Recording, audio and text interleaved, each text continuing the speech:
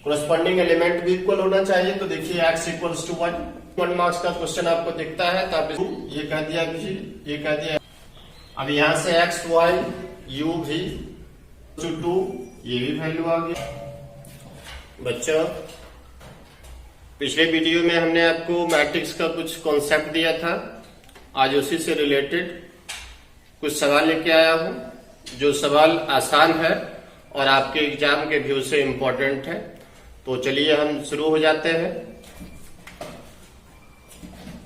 अगर मैं आपको ऐसा कहूं कि एक मैट्रिक्स हमने लिख दिया A इक्वल्स टू 1 2 3 5 7 9। आपको ये अगर पूछा जाए कि इस मैट्रिक्स में कितने रो हैं, तो आपका जवाब आएगा 2 1 2। आपको पूछे कि इसमें कितने कॉलम्स हैं, आपका जवाब आएगा 3 1 2 3। आपको अगर पूछे कि इस मैट्रिक्स का ऑर्डर क्या है, कोटि क्या है, ऑर्डर जब कहेंगे तो इसका ऑर्डर हो जाएगा। तो कल मैंने आपको बताया था कि ऑर्डर को लिखना है कि रो बाय कॉलम, तो इसमें रो की संख्या कितनी है 2 और कॉलम की संख्या कितनी है 3। तो लिखेंगे इसको 2 into 3, लेकिन पढ़ेंगे इसको 2/3। कभी आप इसको मल्टीप्लाई करके 6 मत लिख देना, नहीं तो आपका गलत हो जाएगा। तो ऑर्डर 2/3। अगर आपको इसमें पूछे कितने एलिमेंट्स को एंट्री मिली है, तो आप निश्चित रूप से कहेंगे 6। 2 into 3 इक्वल्स टू 6। तो यहां आपको ऑर्डर और रो कॉलम ये आपको अच्छे से देखना है। यहां अगर आपको हम ये पूछते हैं कि A1 3 क्या है, तो इसका मतलब हुआ फर्स्ट रो का थर्ड एलिमेंट कौन है। आप देखिए फर्स्ट रो और इसका तीसरा एलिमेंट 3 है, तो आप A1 3 लिख देंगे। अगर इसी में हमने पूछ दिया कि A22 क्या है, आप निश्चित रूप से कहोगे A22 मीन्स दूसरे रो का दूसरा एलिमेंट। देखिए दूसरा रो ये है, दूसरा एलिमेंट 7। अगर आपसे पूछ दे कि A23 क्या है, दूसरे रो का तीसरा एलिमेंट 9 है। तो जो कल मैंने आपको उसका ऑर्डर बताया था, उसी से रिलेटेड ये एक सवाल है कि इस मैट्रिक्स का ऑर्डर क्या है, इसमें रो की संख्या कितनी है, इसमें कॉलम की संख्या कितनी है और किस पोजीशन पर कौन एलिमेंट है, ये आपको जानना बहुत ही जरूरी है। चलिए आगे। अब हम आपको कहते हैं कि right matrix of order 2/3 such that Aij equals to 3i minus 4j। कहा कि एक 2/3 ऑर्डर का मैट्रिक्स लिखिए जहां पे दिया हुआ है, गिवन है कि Aij equals to 3i minus 4j। तो सबसे पहले आप एक 2/3 ऑर्डर का मैट्रिक्स लिखें। Let A equals to A11 A12 A13 A21 A22 A23। पिछले वीडियो में हमने मैट्रिक्स का जनरल फॉर्म लिखा है, उसको आप देखें। उसमें 2 रो और 3 कॉलम लेकर के यहाँ पे लिख दें, ये एक मैट्रिक्स हो गया। अब हमको गिवन है Aij equals to 3i minus 4j। आपको यहाँ फाइंड करना है सबसे पहले A11, यानी कि पहले रो का पहला एलिमेंट क्या, तो i का वैल्यू 1 रख दीजिए और j का वैल्यू 1। i का 1 और j का 1, तो 3 - 4 ये आपका -1 आ गया। इसी तरह से आप A12 निकाल लीजिए, i का वैल्यू 1 रखिए और j का वैल्यू 2 रखिए। 3 - 8 -5। पुनः A13, तो i का वैल्यू 1 और j का वैल्यू 3। 3 - 12 -9। A21, i का वैल्यू 2 रखिए और j का वैल्यू 1 रखिए। 6 - 4 2। A22, i का वैल्यू 2 रखिए और j का वैल्यू भी 2 रखिए। 6 - 8 -2। A23, आई का वैल्यू 2 रखिए और जे का वैल्यू 3 रखिए। 6 माइनस 12, ये -6। इस तरह से देखिए आप सारे एलिमेंट्स को आपने निकाल लिया और यहां पुट कर दीजिए में। ये 1 1 आया आपका -1, -5, -9, 2, -2, -6। इस तरह से आपका ये मैट्रिक्स प्राप्त हो गया। ये एक मैट्रिक्स हो गया जिसका ऑर्डर 2/3 है और दिया हुआ आपको कि aij equals to 3i - 4j।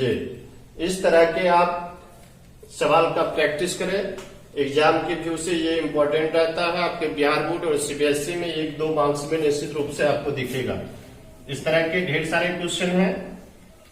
एक क्वेश्चन और मैं यहाँ पे लिखता हूं, कहता हूं कि एक मैट्रिक्स लिखिए जिसका ऑर्डर कहते हैं 3/2 है और गिवन है aij equals to mod of 3i - 4j। बस इसी तरह से आपको पहले ये एक मैट्रिक्स लिख लेना है 3/2 ऑर्डर का और पुनः सारा वैल्यू फाइंड कर लेना है। उसमें वैल्यू पुट कर दोगे, आपका आंसर आ जाएगा। जैसे सबसे पहले आप मैट्रिक्स लिखोगे late a equals to a11, a12, a21, a22, a31, a32। देखिए यहां से 3 रो और 2 कॉलम, ये इंपॉर्टेंट चीज है। अगर आप ये मैट्रिक्स लिख लेते हो तो ये आप निश्चित रूप से फाइंड कर लोगे। जैसे अब आपको यहां से निकालना है a11, तो 3 into 1 - 4 into 1, 3 - 4 -1, ये वैल्यू आ गया 1। मॉड से बाहर निकालोगे, पॉजिटिव लोगे और इस तरह से इन सारे वैल्यू को फाइंड कर लीजिए या वैल्यू पुट कर दीजिए, आपका आंसर आ जाएगा। तो इस तरह के क्वेश्चन का आप प्रैक्टिस करें। चलिए आगे हम क्वेश्चन लेते हैं। जैसे कहा आपको कि एक मैट्रिक्स में कुल 24 एलिमेंट्स हैं, 24 अवयव हैं, तो उसके कितने ऑर्डर पॉसिबल होंगे।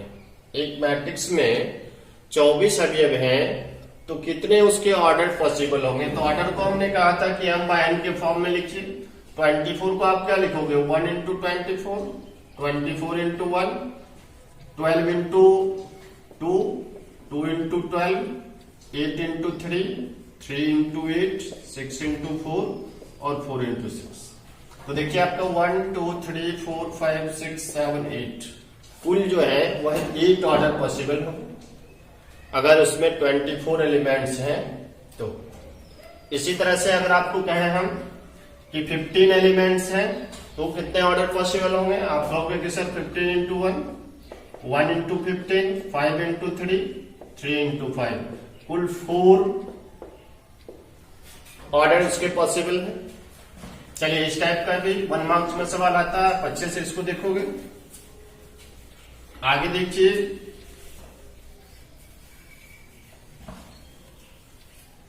जैसे आपको दे देगा x y u भी, यहां आपको कह दिया 1 2 3 4। ये इक्वलिटी ऑफ मैट्रिक्स, दो मैट्रिक्स इक्वल होता है यदि उसका ऑर्डर इक्वल हो और करस्पॉन्डिंग एलिमेंट इक्वल हो। ऑर्डर तो आप देख रहे हो कि इसका 2/2 है, इसका भी 2/2 है, करस्पॉन्डिंग एलिमेंट भी इक्वल होना चाहिए। तो देखिए x equals to 1, y equals to 2, u equals to 3 और v इक्वल्स टू 4। तो इक्वलिटी ऑफ मैट्रिक्स से भी 1 मार्क्स का क्वेश्चन आपको दिखता है, तो आप इसको अच्छे से ध्यान रखोगे। इसके जगह पे कुछ भी रह सकता है। जैसे आपको मैं एक एग्जांपल और दूं, जैसे देखिए यहाँ पे हमने कह दिया x प्लस वाई, ये कह दिया u, ये कह दिया v, ये कह दिया एक्स वाई, यहाँ पे रख दिया आपको 4 3 2 3। अब यहां से x y u v ये फाइंड करना है, तो क्या हो जाएगा, ये x plus y equals to 4, आप इसको इक्वेशन 1 रख दीजिए। u इक्वल्स टू 3, ये तो आपको वैल्यू ही आ गया। v इक्वल्स टू 2, ये भी वैल्यू आ गया। फिर देखिए एक्स वाई इक्वल्स टू 3। क्या इसको सॉल्व करके आप एक्स वाई का वैल्यू फाइंड कर सकते हो? बिल्कुल कर सकते हो। ऐसा आपने ढेर सारा किया है 11th में, 10th में, 9th, 8th। यहाँ पे एक्स वाई इक्वल्स टू 3 दिया हुआ। सबसे पहले आप एक्स माइनस वाई निकाल लो। Root under x plus y का whole square minus 4x y. आप इसमें वैल्यू रख दीजिए। ये हो जाएगा आपका 4 का स्क्वायर, 4 इंटू 3, ये हो गया 16 माइनस 12, ये हो गया 4, ये अब 2, तो x माइनस वाई का 2 आ गया। अब इस दोनों इक्वेशन को सॉल्व करके 1 और 3 से एक्स वाई का वैल्यू फाइंड कर लीजिए। फ्रॉम 1 एंड 3 आप एक्स वाई का वैल्यू आसानी से फाइंड कर सकते हो। तो इस टाइप के सवाल का आप फोकस करोगे, यह भी आपके एग्जाम के लिए रिवीजन रहता है। अब देखिए एक दो ऐसा सवाल जो बहुत ही इंपॉर्टेंट रहता है, आसान है, बहुत बार पूछा जाता है। जैसे कहें कि एक मैट्रिक्स का ऑर्डर है 2x2 और इसके इंटीज जो है एलिमेंट्स आइदर 0 और 1, या तो उसके अवयव जो है 0 है या 1 है, तो कितने इसके मैट्रिक्स पॉसिबल होंगे? देखिए जब कहा हमने कि 2x2 ऑर्डर का, तो इसका मतलब है कि 4 स्पेस पर एलिमेंट लिखा हुआ होगा और वह प्रत्येक स्पेस पर आइदर 0 और 1, यहां आप 0 लिख सकते हो या 1 लिख सकते हो। तो आप यह कह सकते हो कि इस स्पेस को हम भर सकते हैं दो तरीके से, और इसी तरह से यहां भी आप 0 या 1 दो तरीके से भर सकते हो, इसको भी दो तरीके से, इसको भी दो तरीके से। यानी कि ईच स्पेस को आप 2 वेज से फिलअप कर सकते हो। और इस तरह से 4 स्पेस है तो 2 इंटू 2 इंटू 2 4 टाइम्स, और ये 2 टू द पावर 4 आपका आंसर आएगा 16। अगर इसी को हम कहते हैं यहाँ 2x2 ना कह करके अगर आपको कह दिया कि ये 3x3 ऑर्डर का मैट्रिक्स है, तो ये क्या हो जाएगा? ये हो जाएगा आपका 3x3 यानी कि 9 स्पेस होगा। फिर एक स्पेस को हम बढ़ेंगे दो तरीके से, और कुल जो है 9 स्पेस है तो 2 इंटू 2 इंटू 2 9 टाइम्स, और 2 टू द पावर 9, और ये 512 आ जाएगा। ये काफी इंपॉर्टेंट सवाल रहता है, आप अच्छे से ध्यान रखेंगे। इसके कॉन्सेप्ट को आप अच्छे से ध्यान दीजिए। किसी तरह का सवाल रहेगा तो आप बना सकते हो। जैसे हम यहाँ पे कह दिया 0 1, कोई जरूरी नहीं है 0 1, यहाँ ए भी हो सकता है, यहाँ 1 2 हो सकता है। अब जैसे कह दिया 2x2 ऑर्डर का मैट्रिक्स लिखिए जिसके एलिमेंट्स आइदर 1 और 2 और 3। अब 2x2 का 1 2 3 4, ये 4 स्पेस आएगा। एक को आप भरोगे 3 वेज से, फिर दूसरे को भी 3, तीसरे को भी 3, चौथे को भी 3 टू द पावर 4 यानी कि 81। तो इस तरह के सवाल अगर आते हैं तो आप निश्चित रूप से इसको सॉल्व कर दोगे। देखिए एक और इंपॉर्टेंट सवाल है। जैसे अगर कहा हमने कि मैट्रिक्स लिखना है, यूज करना है आपको फर्स्ट 6 नेचुरल नंबर्स, यानी कि 1 2 3 4 5 6, और किसी का रिपीटेशन नहीं होना है। तो आपको बताना है कि कितने मैट्रिक्स पॉसिबल होंगे। 1 2 4 5 6 यानी 6 एलिमेंट्स हैं, तो कितने मैट्रिक्स पॉसिबल होंगे? तो सबसे पहले आपको लिख लेना है कि इसका ऑर्डर क्या पॉसिबल होगा। पहला ऑर्डर आप ऐसा लिख सकते हो 1 इंटू 6, 6 इंटू 1, 2 इंटू 3, 3 इंटू 2। क्या इसके अलावा और कुछ लिख सकते हो ऑर्डर पे? नहीं लिख सकते हो। अब देखिए 1/6, 1/6 का मतलब हुआ 1 रो और 6 कॉलम, यानी कि इस पे 6 स्पेस होगा। अब एक स्पेस को आपके पास ये 6 एलिमेंट है और इसको आप 6 वेज से फिलअप कर सकते हो। ठीक है, हमने कहा कि यहाँ पे रिपीटेशन अलाउड नहीं है, कि एक एलिमेंट को आप दोबारा नहीं लिख सकते हो। अगर आप इसको 6 वेज से फिलअप करते हो तो इसको आप 5 वेज से करोगे, इसको आप 4 3 2 1, या इसको डायरेक्ट आप फैक्टोरियल 6 कर सकते हो। इंटू करेंगे सबका, तो फैक्टोरियल 6 का मतलब हो गया 720।